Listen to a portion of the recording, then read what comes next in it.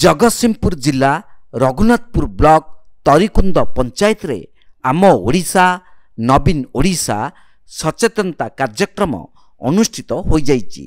मुख्य अतिथि भावे रघुनाथपुर पंचायत समिति अध्यक्ष पंचायत समिति उपाध्यक्ष देवाशीष त्रिपाठी एबीडीओ स्थानीय सरपंच बनमाली साहू समिति सभ्य युवनेता दुष्मत बेहरा सहित बहु जनसाधारण माने उपस्थित थिले। विभिन्न सांस्कृतिक कार्यक्रम माध्यम एही पंचायत स्तरीय सचेतनता कार्यक्रम अनुष्ठित होईछि।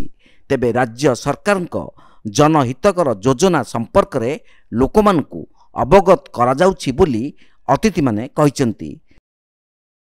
आम ओडिशा नवीन ओडिशा पंचायत स्तर रे जो कार्यक्रम होउतला जाओ आमर एटी सफलता सहित पालन करा जाइछि। जादर लोक मानकु सचेतन करा जाइछि।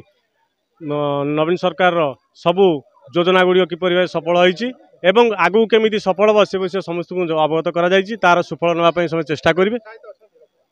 बहुत उत्साह अछि सर से आम सहयोग मिलूँ जहाँद्वारा से आउ चाहते किसी योजना विषय जानी ना से जानापी चेष्टा आसते ये बर्तमान जाओ खुशी लगिला से परोक्ष कहते आम आउ कि लोक आसी पारना से जनइबू जा घर घर करी यहाँ हूँ मत खुशी लगिला सरपंच हिसाब से। माननीय जनप्रिय मुख्यमंत्री नवीन पट्टनायक जो लोकाभिमुखी योजना केमिति लोकों पाखे पहुँचबो एवं लोक तार सुफल पाइपारे यह हूँ प्रकृत लक्ष्य।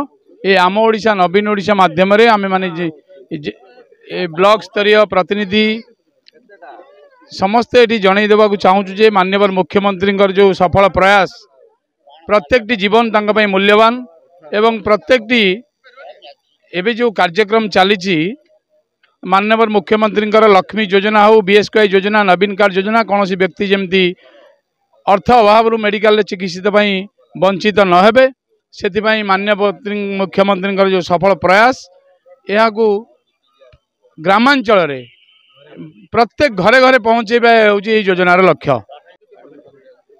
देखु ओडिशा रे 314 गोटी ब्लॉक रो प्रत्येक पंचायत रे आमर माननीय मुख्यमंत्री जे कि लोकों पाई निजको समर्पित समर्पण करचंती तांकर समर्पण भाव रही लोक ओडिशार जनसाधारण पाई।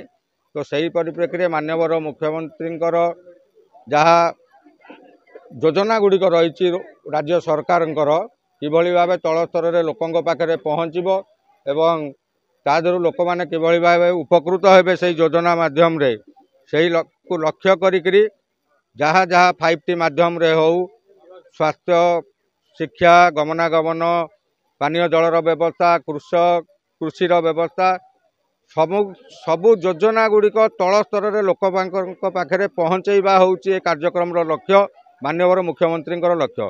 यही लक्ष्य पूरण होगापाई आज प्रत्येक ब्लॉक रे प्रत्येक पंचायत रे ओडिशा सारा ये आम ओडिशा नवीन ओडिशा माध्यम रे दिया जाउछि लोक मानक वार्ता दिया जाउछि लोक मानक पाखरे माननीय मुख्यमंत्री जहाँ उद्देश्य रही जहाँ विजन रही समग्र ओडिशा पाई ओडिशार जनसाधारण पाई ताकू पहुँचेबार व्यवस्था करा जाउछि। जगतसिंहपुर रीता साहू को रिपोर्ट तीर्थक्षेत्र लाइव।